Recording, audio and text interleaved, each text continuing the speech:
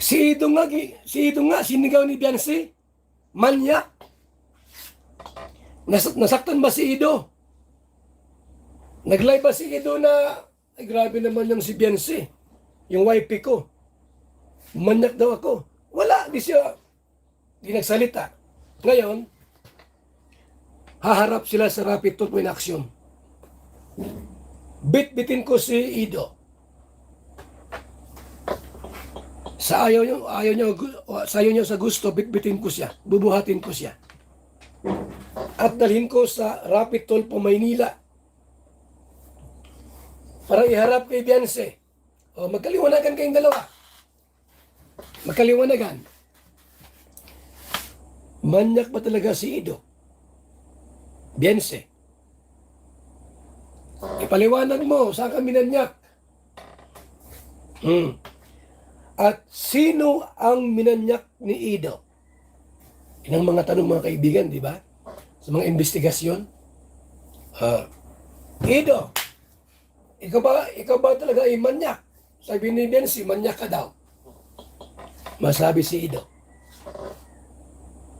Siya po, sir, ang tanungin niyo kung manyak ako. Si Beyonce, siyempre mag-aalangan magsalita yon. Kung siya minanyak, masabi man si Beyonce, opo, manyak po yan.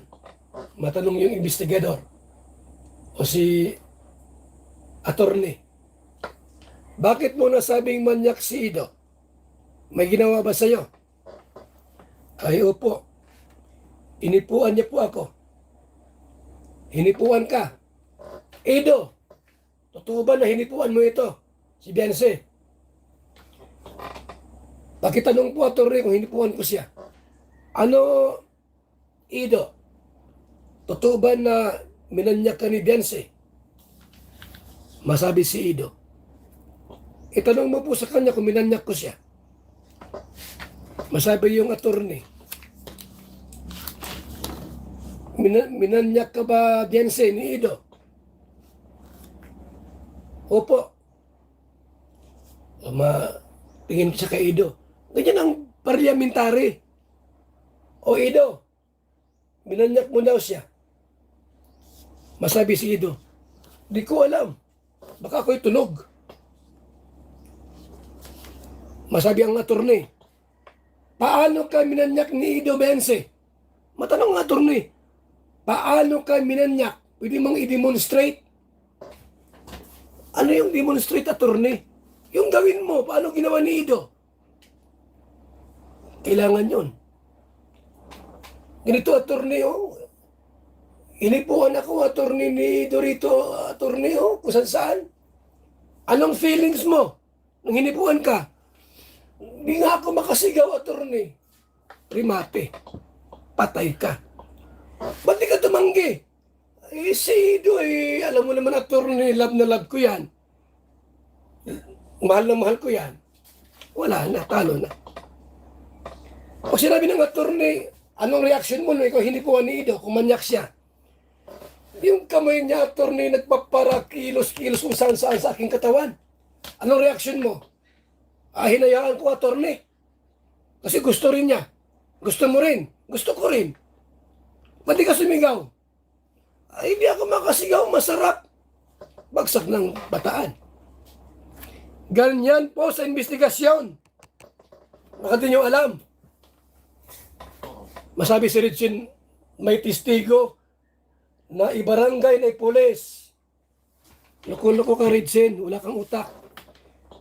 Ginusto nga, nagsama. Ba't di ka sumigaw, Beyonce?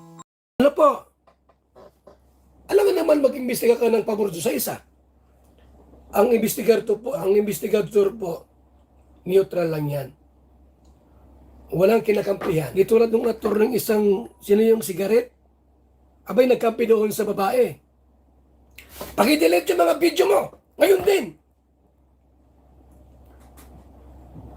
Val Santos Matubang, lihit mong vlogger, inutusan na walang court order. Ang sagot ko, who you? Di ba? Huyo ka, Biancy. Dapat may pirmahan tayo. Okay? Pirma. O ikaw, pirma ka din. Tulad ng ginawa namin doon sa kabila. Pirma ka. Pirma. Psst. Ikaw. O, kapitan, pumirma ka din. May namamagitan. Pero walang pirmahan. Pakidelete yung mga video ngayon din. Ang sagot ko po, huyo. Yun. Akala po walang utak si Val Santos Matubang. Ito ngayon ang ilalakad ko. Hihilain ko si Ido. Papunta kay Rapi Tulfo, Metro Manila. Part 3. Ba't nyo ko pinatulpo? Saan pinatulpo nyo si Ido, hindi ako? Mali yung inyong advisor, si Joel Salcido. Isa rin walang utak. Kala ko pag walang buhok, matalino.